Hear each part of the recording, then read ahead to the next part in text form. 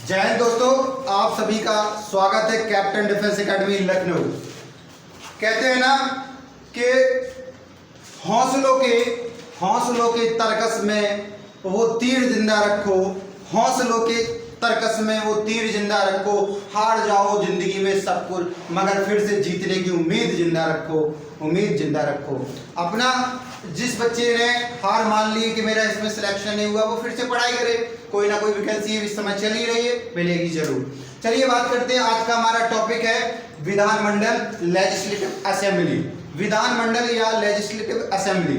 हमने पिछली क्लासों में बताया आपको, जिस प्रकार पार्लियामेंट पढ़ाई, संसद, वैसे यहाँ राज्यों के अंतर्गत जो होती है लेजिस्लेटिव असेंबली होती है या विधानमंडल होता है। ठीक है। संसद जो होती है केंद्र की होती है, जहाँ केंद्र के कानून बनाए जाते हैं, उस जगह को या उस भवन को संसद कहते हैं। और जहाँ राज्यों के जो कानून बनते हैं, राज्यों का मंत्रिमंडल रहता है, वो उस भवन को विधानमंडल कहते हैं। जैसे कि सपोज करो हम लोग उत्तर प्रदेश से हैं, तो उत्तर प्रदेश का जो विधानमंडल है लखनऊ में बना हुआ है। तो सबसे पहले तुलनात्मक रूप से पढ़ना है, हम लोगों को समझना है कैसे तुलनात्मक रूप से पढ़ेंगे। और तुलनात्मक रूप से अगर आप पढ़ोगे तो साथ साथ विधानमंडल के साथ साथ संसद भी आपकी कंप्लीट हो जाएगी। बात करेंगे विधानमंडल की, तो विधानमंडल नाम से ही पता चला, विधान मतलब कानून, मंडल यानी कि कानून का जो मंडल, कानून बनना है उनका पूरा समूह लेजिस्लेटिव असेंबली कहलाता है। इसके अंतर्गत मोर देन आपको 4 अनुच्छेद याद रखना है। सिर्फ कितने? 4 आर्टिकल याद रखना है। पहला आर्टिकल है अनुच्छेद 168। कौन सा है? अनुच्छेद 168, जिसमें कहा गया राज्यों की विधानमंडलों का गठन, अर्थात जो राज्य है उसमें विधानमंडल का गठन जो है अनुच्छेद 168 में शामिल है। विधानमंडल का गठन किसमें? अनुच्छेद 168 में शामिल है कि और इसमें बात करते हैं कि राज्यों में किस प्रकार से गठन किया जाता है। ठीक है, किसका? विधानमंडलों का। तो ये राज्य की सिफारिश के आधार पर और इसके बाद संसद की सिफारिश के आधार पर गठित किया जाता है। ठीक है। दूसरा अनुच्छेद याद रखना है, अनुच्छेद 169। कौन सा है? 169 आर्टिकल है, और जिसमें बताया गया है राज्यों की विधान परिषदों की स्थापना और उनकी समाप्ति। अर्थात अनुच्छेद 69 कहता है कि जो राज्य है उनमें विधान परिषद, क्योंकि विधान जो मंडल है उसके 2 सदन होते हैं, एक होता है विधानसभा, दूसरा होता है विधान परिषद। तो जो विधानसभा है, ठीक है, वो तो प्रत्येक राज्य में होती है, और कुछ केंद्र शासित प्रदेश भी हैं जिसमें विधानसभा है, लेकिन विधान परिषद कुछ विशेष राज्यों में ही गठित की गई है।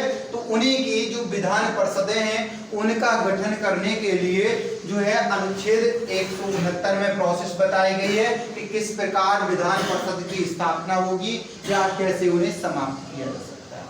तो इनकी स्थापना करने के लिए उस राज्य से, जहाँ का जिस राज्य में इसको लाना होता है, वहाँ की विधानसभा में जो होता है कानून आता है, और उसको साधारण बहुमत से पास करके फिर कहाँ भेजा जाता है? संसद के पास। और संसद के दोनों सदनों में जब ये पास हो जाएगा कानून या मान्यता मिल जाएगी, फिर राष्ट्रपति पास कर देंगे इसको, तो उस राज्य में वहाँ क्या होगा? विधान परिषद का दर्जा दे दिया जाएगा।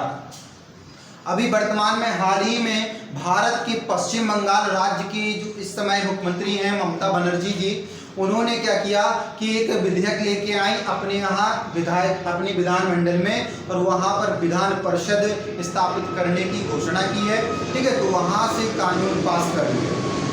ठीक है, कानून पास किया है, लेकिन वो कानून अब संसद में भेजा गया, और संसद के जब दोनों सदनों से पास हो जाएगा, फिर राष्ट्रपति महोदय उसमें अनुमति दे देंगे, तो वहाँ पर जो है वहाँ पश्चिम बंगाल में क्या होगा? विधान परिषद लागू हो जाएगा।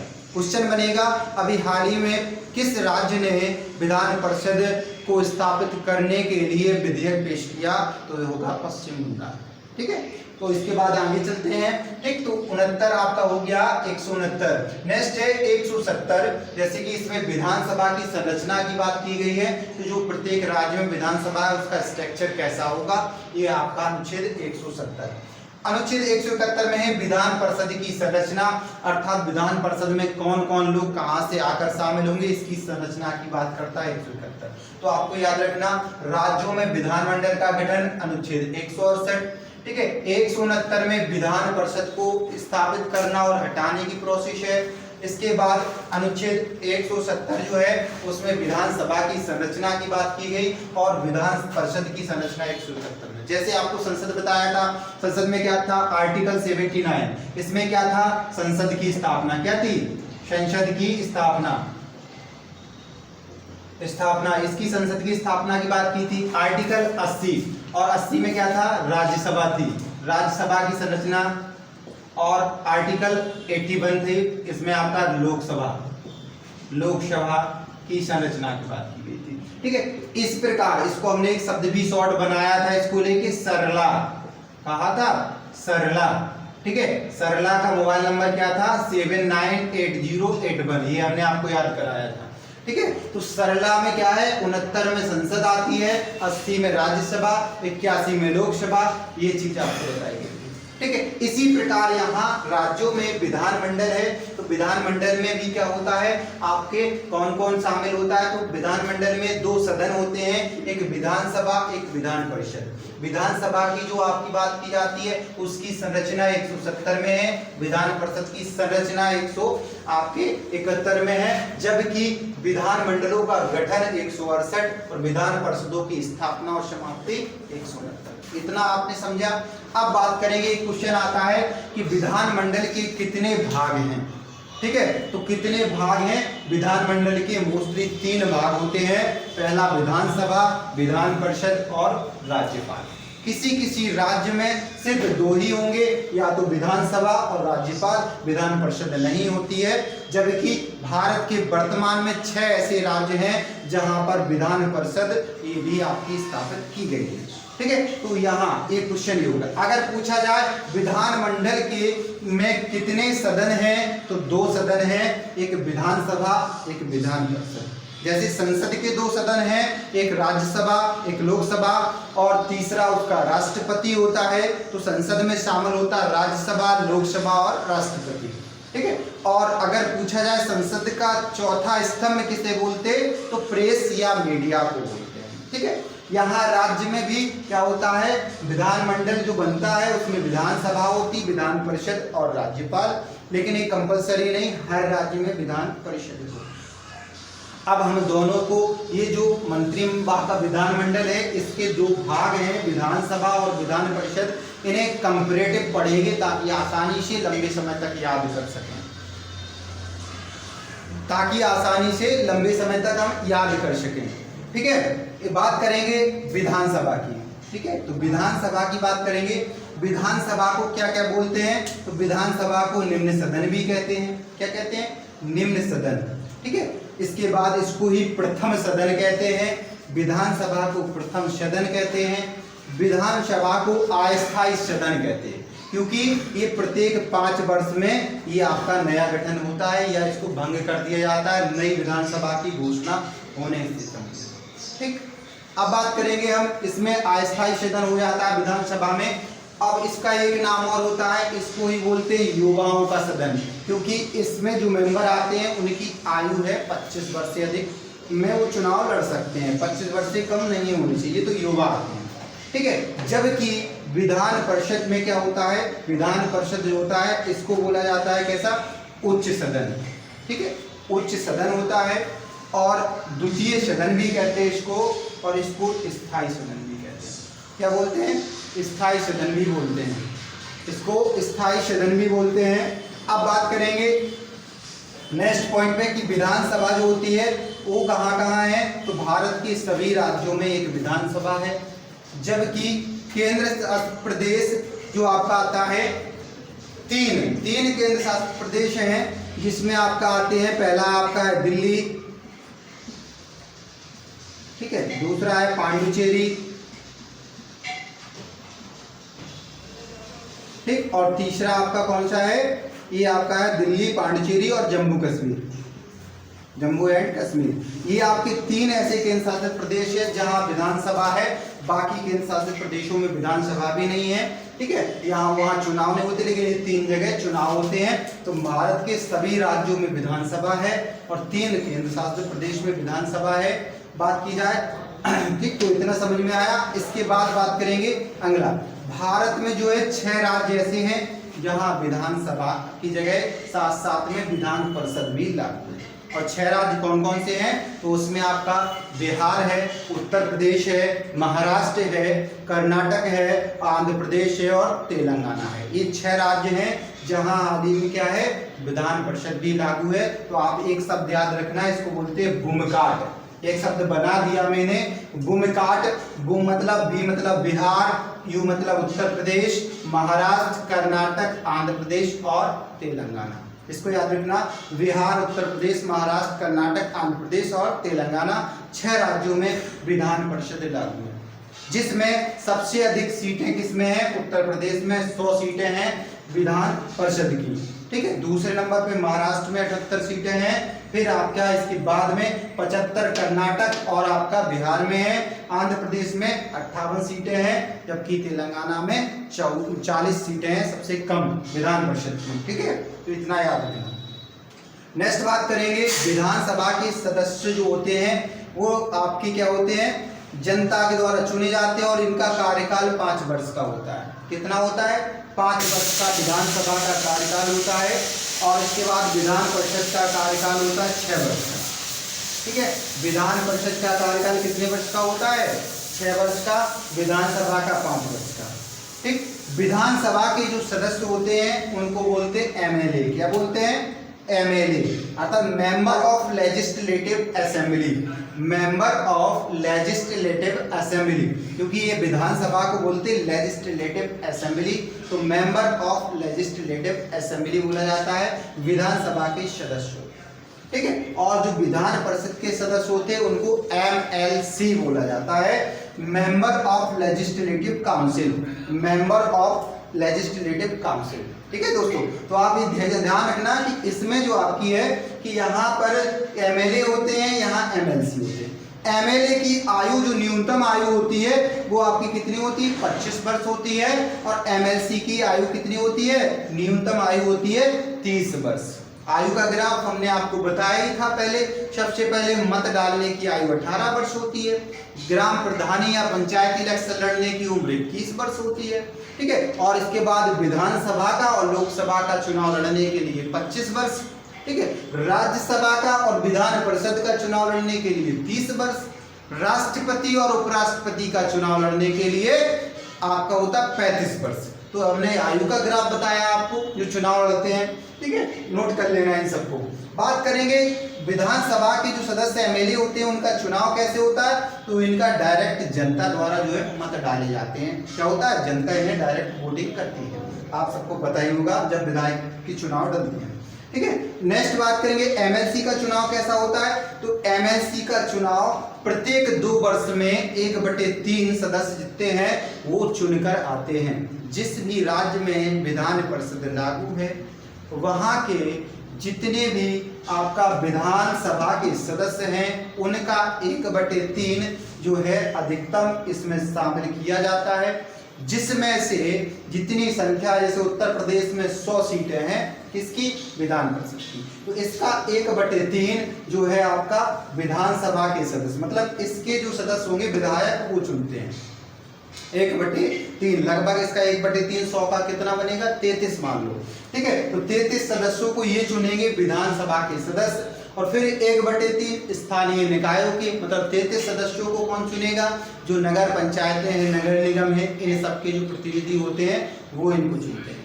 ठीक, इसके बाद बात करेंगे 1/6, अर्थात 100 जैसे उत्तर प्रदेश में उसका 1/6 कितना बनेगा? 1/6 तो आपको पता होगा 1/16 96, यानी कि 16 यहाँ पर आवा 18, हाँ 18 लगभग 18 के लगभग ये बनेगा।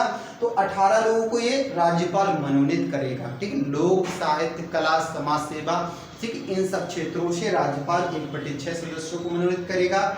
1/12 सदस्य जो रहेंगे इन्हें स्नातक, जो व्यक्ति कम से कम 3 साल पूर्व अगर स्नातक की उपाधि धारण करता है, ग्रेजुएशन कर लेता है, वो सारे स्टूडेंट इसमें क्या करते हैं? इलेक्शन में भाग लेते और 1/12 सदस्य इससे चुन के आते हैं।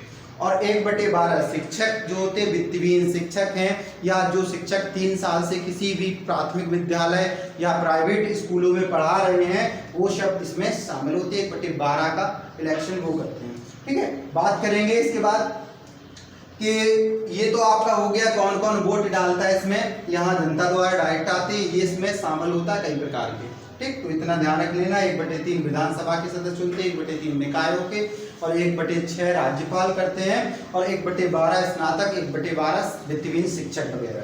ठीक है, अब बात करेंगे इनमें कि विधानसभा की किसी राज्य में कितनी सीटें हो सकती हैं। तो विधानसभा की किसी भी राज्य में अधिकतम 500 सीटें और न्यूनतम 60 सीटें शामिल हो सकती हैं। कितनी? अधिकतम 500, न्यूनतम 60 सीटें। ठीक है, इसके बाद बात करेंगे विधानसभा के बाद विधान परिषद में करेंगे, तो विधान परिषद में कितनी अधिकतम सीटें हो सकती।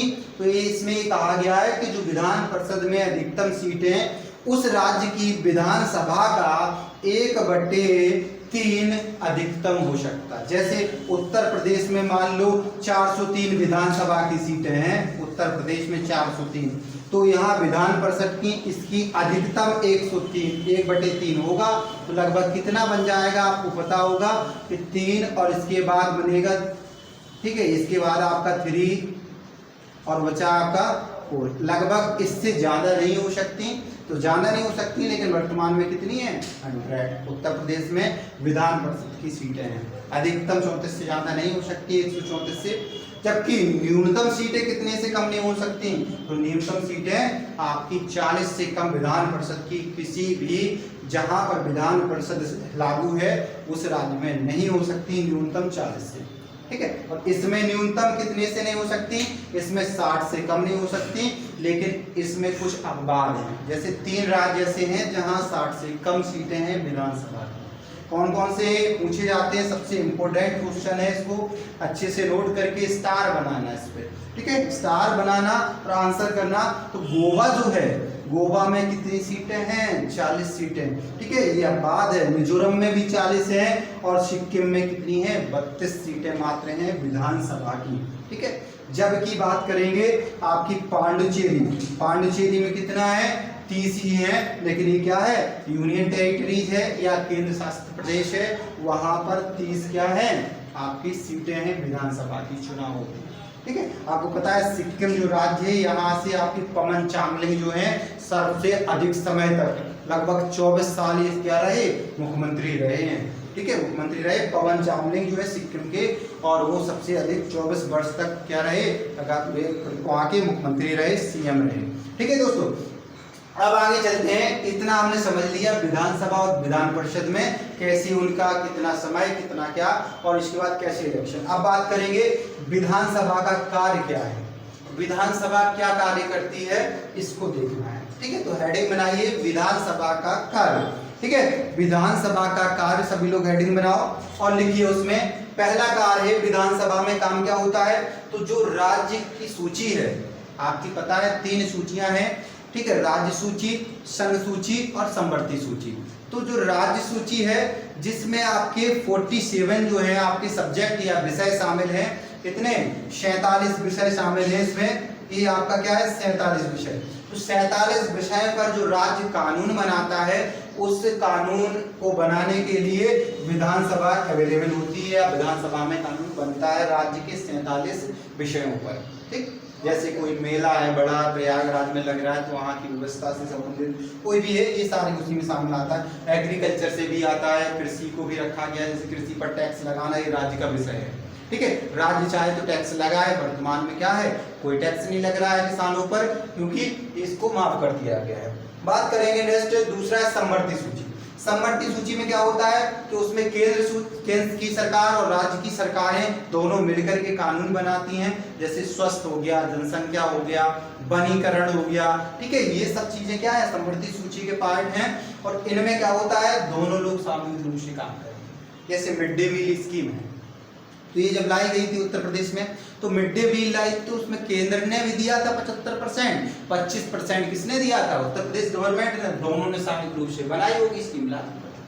ठीक है, जैसे नरेगा में भी इसी प्रकार का परसेंटेज आता है रोजगारी से संबंधित। ठीक है, तो वो सभी चीजें जो आपकी समवर्ती सूची में शामिल हैं, उन पर भी कानून बनाने में विधानसभा में ही क्या होती? चर्चा होती है और पास होता है। ठीक है, समवर्ती सूची में लेकिन इस समवर्ती सूची में जब कोई कानून बन रहा है और राज्य की विधानसभा और केंद्र की जो आपकी सरकार है, संसद, उनके बीच के सदस्यों में कोई मतभेद हो तो वहां पर केंद्र की बात मान्य होगी, ये कहा गया। ठीक, तो इन पर कानून भी विधानसभा से बनता है। अब बात करेंगे धन विधेयक।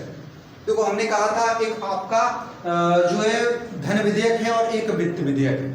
तो धन विधेयक वित्त विधेयक की श्रेणी में आता है। ठीक है, धन विधेयक अर्थात कह सकते हैं सभी धन विधेयक क्या होते हैं, वित्त विधेयक होते हैं, परंतु सभी वित्त विधेयक धन विधेयक नहीं होते। ठीक है, तो धन विधेयक जो है आपका इसमें सबसे पहले पास होता है किसमें, विधानसभा में। जैसे वहां बताया था धन विधेयक सबसे पहले लोकसभा में आता है, राज्यसभा उसको अधिकतम 14 दिन तक क्या कर सकती है, रोक सकती है या सलाह दे सकती है, परंतु वो माने या ना माने इस पर कोई जबरदस्ती नहीं है। ठीक है, इसी प्रकार संसद में था, ऐसे यहाँ विधायिका में है। यहाँ क्या है, विधानसभा में जो है धन विधेयक लाया जाता है और ये धन विधेयक है या नहीं है इसकी जांच कौन करता है, सबसे इंपोर्टेंट क्वेश्चन है कि धन विधेयक है या नहीं इसकी जांच कौन करता, तो इसकी जांच करता है अगर विधान यहाँ पर पूछा गया है कि अर्थात इसमें विधानमंडल में पूछा गया है कि कौन करता, तो यहाँ विधानसभा का जो अध्यक्ष होता है वो करता है, और संसद में पूछा जाए तो वहां पर लोकसभा अध्यक्ष करता है, यहाँ विधानसभा अध्यक्ष करता है जांच कि कोई विधेयक धन विधेयक है या नहीं है। ठीक है, तो ये आपको क्या है, ये सबसे पहले किसमें प्रस्तुत होता है, धन विधेयक जो है विधानसभा में ही प्रस्तुत होता है, तो एक काम विधानसभा का ही हो गया। नेक्स्ट है, अगर किसी भी राज्य में अगर कोई राज्य सरकार टैक्स लगाती है तो उसकी अनुमति पहले विधानसभा से ही लेनी पड़ती है। ठीक है, तो विधानसभा से पहले अनुमति लेनी पड़ेगी किसी भी प्रकार का कार्य या टैक्स लगाने के लिए। ठीक है, कार्य या टैक्स लगाने के लिए विधानसभा पहले अनुमति देगी। ठीक, नेक्स्ट है, मंत्री परिषद सामूहिक रूप से विधानसभा के प्रति उत्तरदायी होता है। जो भी मंत्री मंडल का गठन किया जाता है इसको मंत्री परिषद बोलते हैं, और मंत्री परिषद में चाहे वो विधान परिषद का सदस्य मंत्री हो या इसका मंत्री हो, दोनों सब मंत्रिमंडल बनता है, वो सामूहिक रूप से विधानसभा के प्रति ही क्या होता है, उत्तरदायी होता है। अगर एक मंत्री विधानसभा में विश्वास खो देता है तो समस्त मंत्रिमंडल को त्याग पत्र देना पड़ता है। जैसा यहाँ है ऐसे ही संसद में है कि संसद का जो मंत्रिमंडल होता है वो लोकसभा के प्रति उत्तरदायी होता है। ठीक है, तो कंपैरेटिव पढ़ना, 2 बार आप वीडियो देखना, मैं गारंटी लेता हूँ इस टॉपिक से जो बच्चे कंफ्यूज रहते हैं वो कभी कंफ्यूज नहीं होगा, श्योर हो जाएगा उनका टॉपिक। बस आप एक काम करना, कॉपी लेना, उस पर क्रम से जैसे मैंने पढ़ाया उसको नोट करना, फिर एक बार रिवाइज वीडियो देख लेना। बस 2 बार आप देखोगे, मैं गारंटी लूंगा कोई भी क्वेश्चन आज से किसी भी एग्जाम का आपका इसमें नहीं छूटेगा। और संसद वाला जो मेरा दूसरा वीडियो है उसको भी देख लेना, बाकी हमने तुलनात्मक इसमें बता ही दिया है, दोनों से आप कर लेना। ठीक है, तो यहाँ हमने इतना पढ़ा। अब इसके बाद बात करते हैं कि जो तो विधानसभा के कार्य थे, विधान परिषद का क्या काम होता है, तो विधान परिषद का ज्यादा कुछ काम नहीं है, सिर्फ इसके द्वारा जो विधानसभा में बने विधेयक होते हैं उनको देखेगा, देखकर कुछ चाहे तो उनको मतलब सलाहकारी के रूप में सलाह दे सकता है, लेकिन अगर नहीं चाहे और ये नहीं माने विधानसभा तो उसको क्या करे, अधिकतम विधान परिषद के सदस्य जो है उसको पहली बार में 3 माह और फिर 1 माह, अर्थात कह सकते हैं 4 माह कह सकते हैं। किसी भी कानून को विधान परिषद अधिकतम कितने समय तक रोक सकती है, तो मात्र 4 माह तक रोक सकती। यदि 4 माह हुआ तो इसके बाद अगर इसने नहीं दिया ऑर्डर तो अपने आप पास हो जाएगी, चाहे विधान परिषद पास करे उस कानून को या विधेयक को, चाहे ना करे। पहली बार में 3 माह और ये आपका अगली बार 1 महीना बढ़ा सकती है, फिर इसके बाद में 4 माह हो जाए। ठीक, दूसरी कंडीशन है, ये पूछा जाता है कि वित्त विधेयक या धन विधेयक को विधान परिषद अधिकतम कितने समय तक रोक सकती है, तो मात्र 14 दिन। कितने, मात्र 14 दिनों तक ये रोक सकती है। ठीक है, वेरी वेरी इंपोर्टेंट है कि अधिकतम धन विधेयक को विधान परिषद कितने समय तक रोक सकती, 14 दिन। ये लिख लेना, अच्छे से नोट कर लेना ये दोनों पॉइंट। ठीक है, और ऐसे ही आपकी संसद में है कि जो राज्यसभा है वो धन विधेयक को अधिकतम 14 दिन तक रोक सकती है, उसमें भी यही प्रावधान दिया गया है। ठीक, तो ये आपकी हुई। नेक्स्ट बात करते हैं, अब एक आता शब्द आरक्षण। ठीक है। तो अर्थात ये जो राज्यसभा और विधान परिषद हैं, इनके ऊपर आरक्षण का प्रावधान था कि मतलब कितनी सीटें आरक्षित जो की गई थी उसके तहत। तो आपको 2 अनुच्छेद पढ़ना पड़ेगा यहाँ पर। एक तो अनुच्छेद 332 अनुच्छेद में क्या कहा गया है कि जनसंख्या के अनुपात में उस राज्य में SC ST को आरक्षण दिया जाएगा। ठीक है, वहां की जो जनसंख्या होगी कि SC कितने % है, ST कितने % है, उसी के अनुपात में क्या होगी, वहां की सीटें जो होगी आपकी अनुसूचित जाति अनुसूचित जनजाति के लिए आरक्षित की जाएगी। ठीक है, तो उसमें आपका अनुच्छेद 332 याद रखना। जैसे उत्तर प्रदेश आपने देखा है तो उसकी जो जनसंख्या होगी SC ST की उसी के अनुसार, जैसे 80 सीटें इस समय उसमें क्या है अर्थात आरक्षित की गई हैं, तो वो सारी चीजें आप देख लेना है।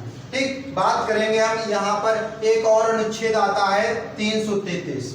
अनुच्छेद 333 क्या है, अनुच्छेद 333 में एक आंग्ल भारतीय को विधायक बनाया जाता है, ये राज्यपाल उसे मनोनीत करता है। ये बात की गई थी अनुच्छेद 133 में कि यदि विधानसभा में किसी भी आंग्ल भारतीयों की हिस्सेदारी नहीं होगी तो राज्यपाल वहां की विधानमंडल में एक आंग्ल भारतीयों को मनोनीत करेगा। ये अनुच्छेद 333 कहता है। तो इसको समझने के लिए सबसे पहले आपको क्या करना पड़ेगा, हमने आपको पिछले वीडियो में भी बताया था कि आंग्ल भारतीय क्या होते हैं। ठीक है, एक बार फिर से रिवाइज कराता हूं। आंग्ल भारतीय क्या होते हैं, तो वो व्यक्ति जो जिनकी माता पिता दादा दादी नाना नानी कोई भी एक ब्रिटेन सरकार के कह रहे हो निवासी या ब्रिटेन के निवासी रहे हो, वो आपका उनसे उत्पन्न पुत्र या पौत्र या पुत्री कोई भी हो, ठीक है, या पर पौत्री, ठीक है, वो अगर क्या है आंग्ल भारतीय की श्रेणी में आते हैं। ठीक है, लेकिन अब काफी टाइम हो गया अंग्रेजों के जाने के बाद, लगभग 70-75 साल हो चुके हैं, तो हमें इनकी जरूरत नहीं थी। इसलिए आपको पता है आपका 104वां संविधान संशोधन